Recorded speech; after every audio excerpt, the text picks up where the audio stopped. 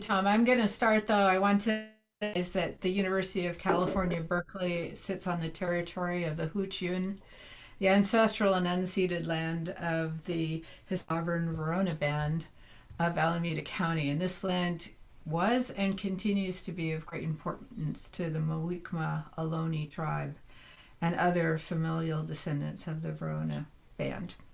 All right, so my topic, I changed my title about 15 times, but this is what it wound up with. But then seeing the other title, I thought maybe I liked that too.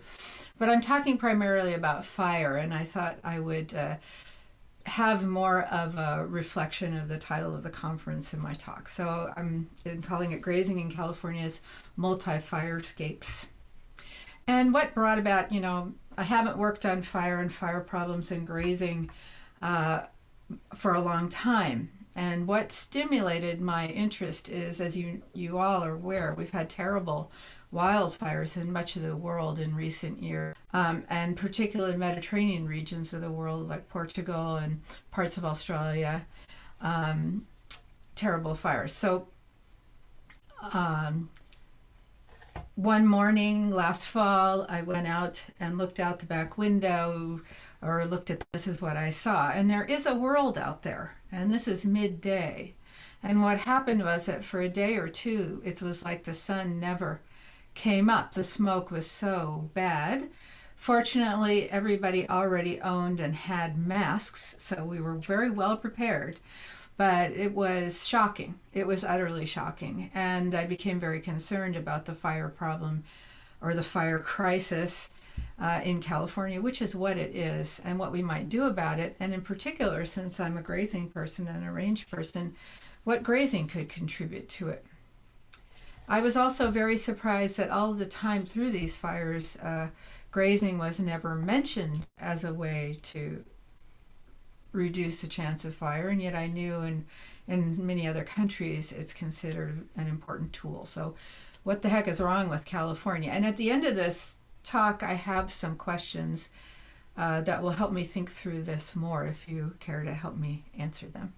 Okay, so my talk, I start with the California firescape. What's the situation now? The indigenous firescape. I'm doing a multifunctional landscape temporally here through now in 2 and 3, how we got to where we are today. And then number 3, the 4th, it's actually supposed to be 4 there. I guess I'm having technical difficulties too.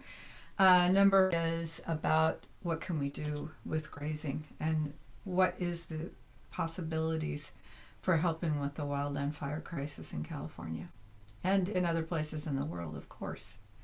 So the California firescape, we have a largely Mediterranean climate zone in California, and these are where the very serious fires that have killed lots of people. And in 2018, which was not particularly bad in retrospect, the costs have been estimated as $148 billion to the state. These fires take place in the Mediterranean climate zone. And a Mediterranean climate, of course, is one where it's hot and dry all summer. We have a multi-month drought, 6 to 9 months with no rain, which is pretty unusual, really, but that's our climate, all right. And then the growth period is in the winter when we have rain and we have mild temperatures in the Mediterranean climate. So things grow, and when there's more rainfall, they grow more. When there's less rainfall, they dry out more. So you just can't really win with the situation with the climate. And our rainfall is also extremely variable. It changes by orders of magnitude year to year. And we've had some very severe droughts. We just had a 5-year drought with very below average rainfall, sometimes basically almost none recently. But some years we have floods, and we complain about the weather. And the one thing we can say is that it's really never, and the pattern when it comes and when it goes, also very variable.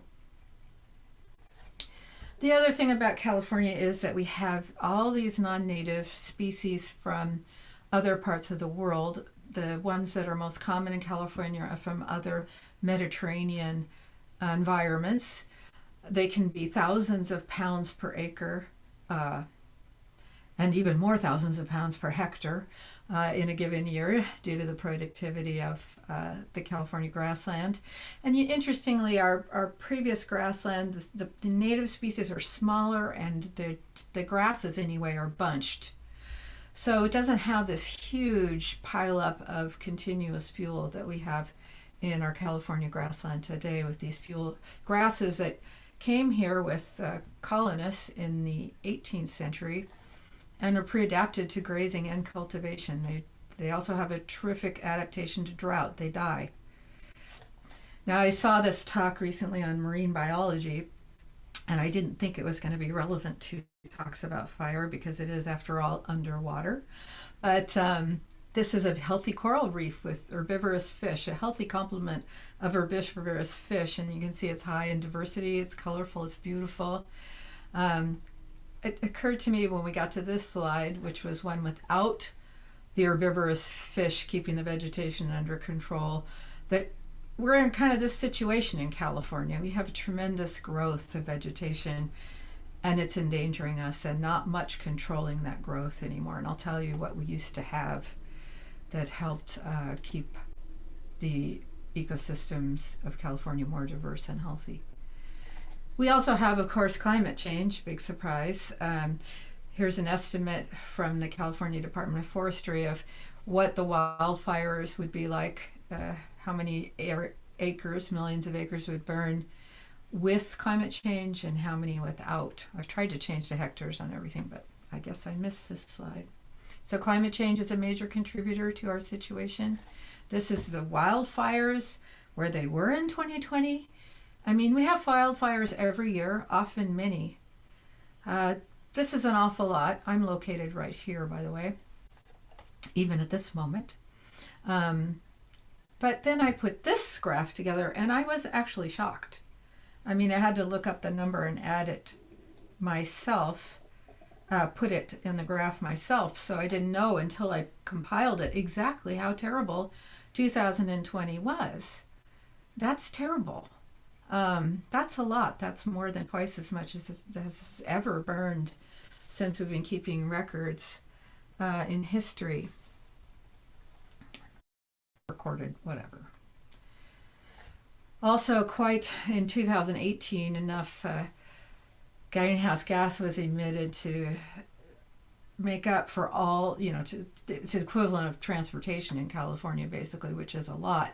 220, it's even a lotter. I mean, this is forest, woodland, shrubland, and grass, but only about, I guess around a third of California is forest now, but of course there's a lot more to burn in the forest, woody material, than elsewhere. All right. So let's go back a little and think about how we got to this position. And I know this is an international conference and I'm talking about California, but I think you'll find some commonalities in many places of the world.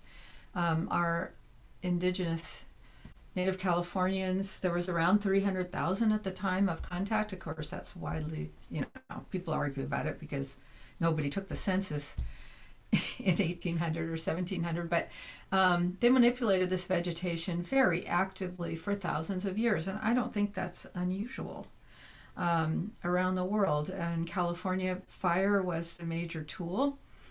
And it really created a more open landscape, also a very abundant landscape and very biodiverse. Native Californians, acorn is a rich from oaks, and frequent burning is a way to increase oaks on the landscape. If you use frequent low intensity burns, then they tend to do far better than conifers. And all burning by Native Californians, by farmers, by ranchers, was criminalized. Around 1900 in California, we started arresting Native people for setting fires and putting them in jail, and the same is true with agriculture. From 1900 on, it started being illegal in California. A little bit about how that happened. This is the kind of low understory burn that you would find with cultural burning by Native Americans or prescribed fire. done by an agency or a burn association. Where the fire is in the understory, since you burn frequently, there's not a huge buildup of dead material to make the fire explode into the canopy. And this is the ideal for prescribed burning. This is California. This picture was taken in 1941, but it's a relatively dry forest, and you can still see the condition of the forest as being very open, and the fire scars on the trees from indigenous burning in the past. This is what John Muir called this kind of landscape. He called the Sierra Nevada, our main backbone mountain range, he called it the range of light, with floods of light reaching the forest floor, and you could see in some places for miles through the trees. Environment largely in place in 1900 in California forests, because we had lots of indigenous burning until our native peoples were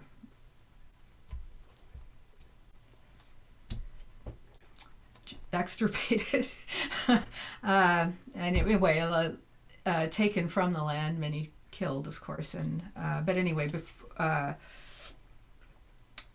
sorry, that distracted me. Anyway, until that time, at that time, California was still a product of frequent low-intensity burning by indigenous people, also by agriculturalists in California.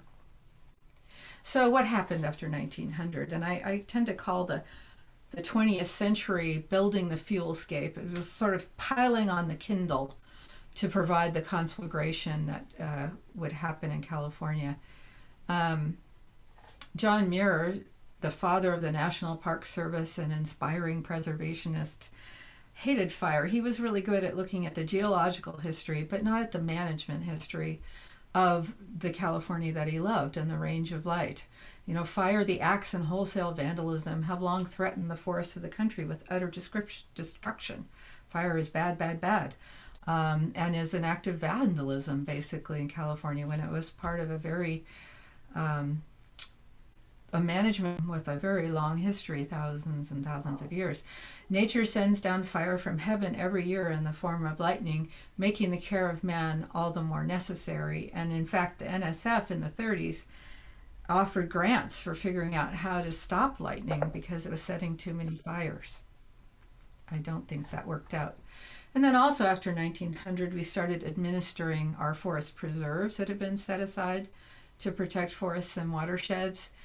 But at the time, we took our silviculture and our forestry, professional forestry from Europe, largely from France and Germany, where forests were a tremendous military and economic good in Europe in the 16th, 17th, 18th century, because it took, for example, 2,000 2-ton oaks to make a British warship. And that was, the first, one of the main products from eastern United States at colonization was tall trees for masts, for warships. So we wound up with kind of a paramilitary organization. I mean, everybody has uniforms, and still today the Forest Service has these uniforms. The Bureau of Land Management has these uniforms. The California Department of Forestry and Fire Protection, our big fire agency and resource management agency of the states in California, they have uniforms. And trees were considered very precious and needed to be protected, especially from local people who might harm them in various ways by grazing, by burning, by cutting. So a lot of the emphasis was on protection. And in fact, John Muir said in 1890, one soldier in the woods armed with authority and a gun would be more effective in forest preservation than millions of forbidding notices. So it took on a very military air. And in addition, when the Forest Service finally got off the ground in about 1907, one of the first things they did was take grazing off, because of course grazing would interfere with the forest as well. And also sheep herders, like this gentleman, a Basque gentleman in Kern County, California, set a lot of fires to keep the brush low and to maintain open grasslands. And early explorers at the time attributed, even as early as 1900, J.B. Lieberg in 1902 said, The grassy glades here in California are mostly preserved fires of native people and sheep herders. Grazing was restored in a few years because it actually was the most valuable economic activity going on in the forest at that time. We had trees coming out of our ears in the New World, and we still do actually. So although we're working on it in California, but we've always had plenty of trees, and trees right now, the price for harvested timber is very low.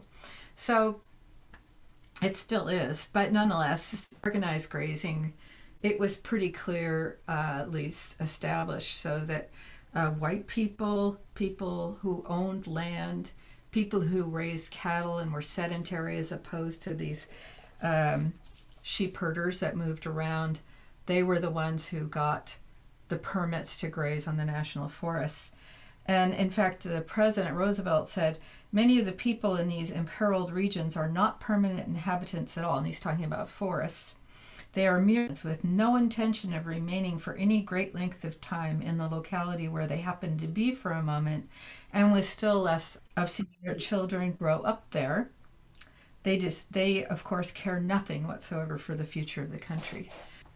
Sheep herders were excluded pretty effectively. This is a nice picture from an article by Nathan Sayre about the racism of the time. Now, in the 30s and 40s, fighting fire became conflated with patriotism even.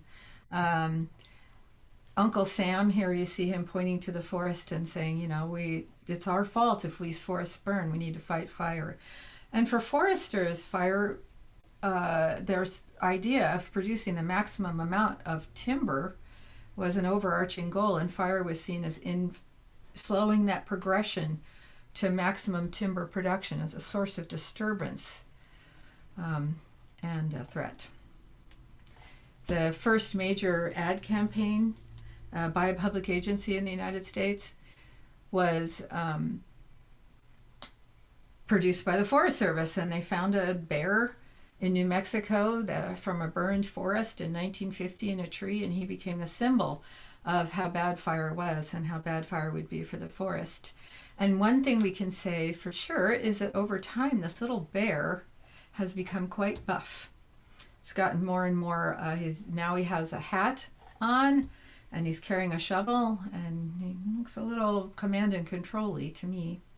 1931 near Placerville, this is closer to the area that John Muir was in the Sierra. And you can still see the fire scars in the trees, very common. But you can also see these shade-tolerant conifers that are coming in. And these eventually come in and crowd the large trees, such that the range of light, 120 years after we started suppressing burning by native people and grazing, they look more like this. It's not the range of light anymore. It's the range of crowding and dark in a lot of places. And this stuff is ready to burn in a dry summer after a few months. Really ready. And just to illustrate this, now I'm going the wrong way. Sorry. I don't know what happened. Here is from Yosemite Valley over time, 1866. You can see this spring, black spring. By 1943 and 1961, you can't see it at all. And here, this is El Capitan Meadow being invaded by trees also in 1961, and this is happening all over the forests and continues today in many areas. If we take a step back and look at Yosemite, this is Albert Bierstadt painted this in 1865, and you can see it's a place of grasses and oaks. The Miwok did a lot of burning in this valley, were eventually, of course, brutally removed. And what happened over time? 1866, you can see the grasslands and the trees in the valley of Yosemite. In 1943, 1961, it's become quite dense with trees. And the park has a problem here because you can't see the sights as well from the valley. They're trying to restore the oak woodlands because these trees shade out the oaks and meadows, of course. And here's from 2019. Now the trees are so crowded that they're starting to die, because when they get very crowded and there's a drought, they can't get enough moisture in rains. And here's from 1870. You can still see a lot of grassland. Okay. And in fact, we have around 200 million standing dead trees now after that last drought. And I can't overestimate how important it is to understand that standing dead fuel like that is very, very flammable. If it's on the ground and flat and horizontal, not as much oxygen mixed with it, it's not so bad. But this is a very, very bad situation indeed. Tilden Park is a regional park located right behind the university, and you can see that it's very open in 1900. By 1990, it was like this, and it still is today. Here's a little mowed grassland picnic area, but otherwise we've planted Monterey pine and eucalyptus. All kinds of trees have just grown in on their own, and the combination is it's sort of a really flammable jungle now. And no grazing in that park either. The parks that are grazed are still oak woodland. Here's a Berkeley fire, 1991, in these same hills. Quite a disaster because of the houses mixed in with the, and this fire that really taught us what a great fuel for fire houses are. And we have a lot. We have no real landscape planning or land use planning that's very wide coordinated or particularly effective in California. And so we have a lot of wetland interface, which we fondly call the WUI. And you can see that this green area of the interface and the interface influence zone is where our fire threats are the greatest. And that's why the fires, one of the reasons why they cost so much and we lose lives. So now this last part is about grazing and reimagining the grazing multi-scape. Here we have new plants, dense plants, a new fire regime. We have a new climate, new artificial fuels in the form of houses mixed in with all this dense vegetation that dries, and a warming climate. Cultural burning is enjoying a renaissance. Tribes and bands in California are really starting to assert themselves in their desires to do cultural burning, and that's increased a lot. These are two Yurok people who learned from their grandparents how to do burning and are now, fortunately, able to do so. This is an article written about Yurok burning on their reservation, but even tribes that don't have reservations, and California has the most landless tribes in the country, are finding ways to do cultural burning for parks and for other places. It's pretty cool. This is a local tribe, the Amamutsan Land Trust, does a lot of burning. They have a stewardship program for burning, and here's a permit. Now, burning, prescribed burning, requires a permitting process that's complicated. You have to be within prescription in terms of the vegetation and the fuels and the weather. You have to be in a window where the air quality is good. You have to have vegetation conditions and fuels that are not risky. We wind up burning out of season, even cultural burning in spring and early summer instead of fall and late summer. Yurok people have told me that traditionally they would just set fire to the woods every fall after they went hunting. And when you burn a lot, of course, it's not that flammable, so that's very possible. But now we've got a whole different set of conditions, and many places where prescribed burning would be rather difficult. Almost anything is, because it's so dense. Just an example of burning, prescribed or cultural burning, where you're just trying to keep the undergrowth from growing in. Now, ranchers and forest landowners, too, have always been enthusiastic, especially ranchers. They've always been enthusiastic fire starters. And they were just like and grazers because they need grass, and the California is such that you start to lose grass without some control. Um, so the interesting thing is some papers are coming out now that are saying that the permitting agency has been reluctant to allow people to do burning. In fact, they have given very few burning permits over the last decades because they prefer to do burns themselves, and for the agency to do a burn is really expensive. It becomes quite expensive. Whereas a prescribed burn agency like this, coordinating with the firefighting agency, can do it at a relatively low cost. And of course, they train burn bosses to manage the grazing, and they get the prescription and the permits and everything else. So it is managed, but only now are they talking about, oh, we need to streamline this process. We need to get more people burning. Hopefully that will work out. This guy's got, that is a good respirator that I was wearing. Anyway, the other funny thing is, so this is where funding for the agency to do prescribed burning would come from, as well as all other kinds of forestry and resource management projects. And it's a fact that it's a lot easier to get money out of the legislature for fighting fire than for preventing it. And this year, I think you're starting to see some movement toward more on prevention because it's just been so awful. But you know what I have observed, and what early explorers observed in California, and what every rancher in California knows, is that grazing really does reduce fuel.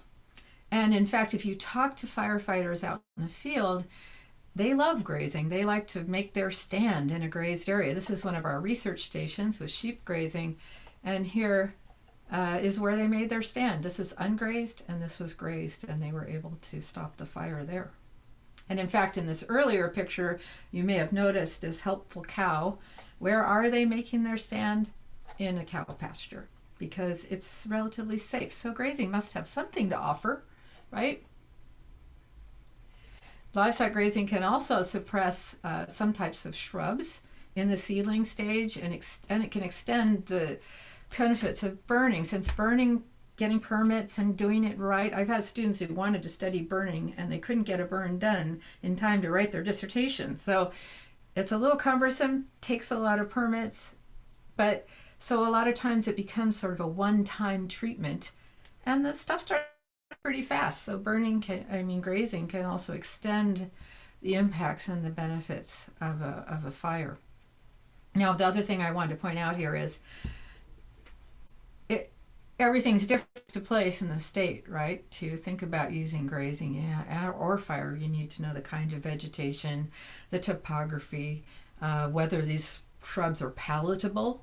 These ones in our East Bay Regional Parks around the university are highly palatable, and this is a vigorous invasive native shrub in California, but you can see outside the fence just the regular cattle grazing that goes on in this park has kept it out. In the seedling stage, a lot of our vegetation is more palatable to cattle, which is our number one grazing animal. But now we have a lot of entrepreneurship. Businesses are starting to use goats, but that's a dog right there. But they're starting to use goats and becoming quite popular. Everybody loves goats because they don't understand how wicked goats are, but they love them, and they're not afraid of them. People sometimes are afraid of cattle. Goats in these entrepreneurial outfits often are not for production. They're not used for any livestock products. Their sole purpose is grazing, and as such, or controlling vegetation, and as such they cost more because they have to have a herder there. They have to have temporary fencing. They use this temporary electric fencing, and they have to ship these animals around, and they're not going to make any money from the butcher. I just like this place. Goats are us. And then this is a commentary from our article. Those goats they're part of our cultural diversity. I wouldn't sit here watching a weed whacker. And Mrs. Farber, one of the people in this neighborhood, said, they're a calming influence. I'm having a whole earth moment. So people have an affection for goats, and they are nice. They're the only animal I know that will attack you just for fun, though. Here is sheep. And this is good in the wildland-urban interface. Small areas, they don't, they fit into small areas and they can graze really steep property, and goats, of course, are more likely to eat brush. When they escape, unlike a fire, it becomes the humor segment on the evening news. Watching the sheep or goats run around neighborhoods is pretty amusing rather than scary. Same can't be said for an escaped fire, which we've had a lot of. This is an old drawing from about making a Spanish oak woodland with oak trees made out of shrubby trees using these grazing animals. And look, there's a cow. So what about cows? Well, cattle ranchers do from production. They usually wind up paying $20 to $25 per cow per month to graze in the Mediterranean regions of the state on private land or the parkland around the university. And in fact, some of the parkland near our university is now saying they're not giving out grazing permits or leases. They're giving out excess vegetation disposal permits in an effort to make the public recognize the benefits of grazing. Now, one interesting thing about this is incidental. Although the parks will advertise grazing as a way of reducing fire risk, in fact, it's fairly incidental. The rancher's goal is to raise livestock, and often some researchers who wanted them to graze really hard for benefiting some wildlife species, and kangaroo rats in Southern California said, well, the ranchers just won't graze hard enough because they want to keep their animals fat. So this is why I think studies of grazing and fire are fairly ambivalent, because ranchers aren't grazing for fire. They're grazing to benefit their livestock, and they can graze for fire, and they could graze for fire. It raises costs. So one of my questions is, can we figure out how to combine food and fire risk reduction? Because we have this great tool in the form of a cow in California. Most of our livestock by far is cattle. And this is the East Bay Regional Parks interpreting grazing for the public and saying that it reduces the risk of fire, helps native grasses and wildflowers, which is true.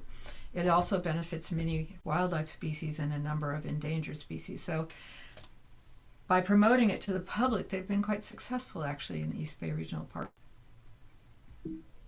So it can be acceptable. It's acceptable as prescribed burning is in your backyard. Maybe more so, because you've got smoke and all these effects from burning.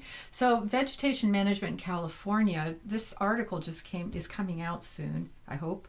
And it shows that cattle grazing in California, they graze 8 to 12 million hectares a year, almost 2 million cattle, though that number has declined unfortunately, and remove 5.3 billion kilograms of fuel from California grasslands. It's going to be dead and dry and laying around all summer waiting to catch fire.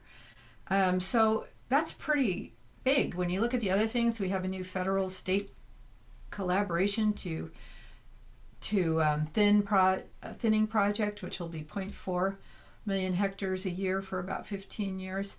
For wildfire last year burned 1.7 million hectares, which is a lot.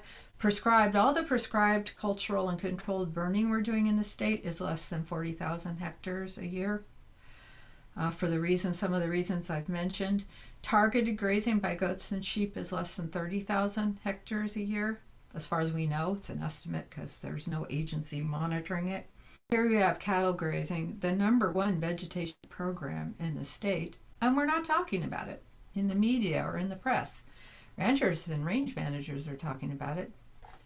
This is the California's Wildfire and Forest Resilience Action Plan, put together in response to the huge fire problems. And within this document, they actually have power lines, of course, frequently start fires in California, 2020 fires.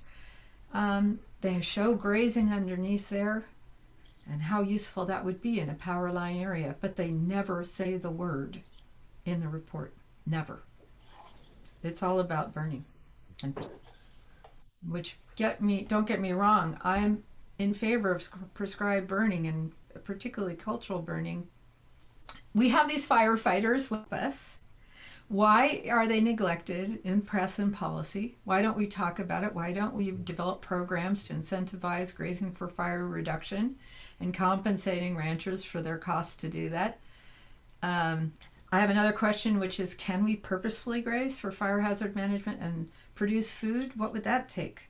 And then I also became interested in whether all temperate forest subsistence people clear or thin their forests and want a more open canopy.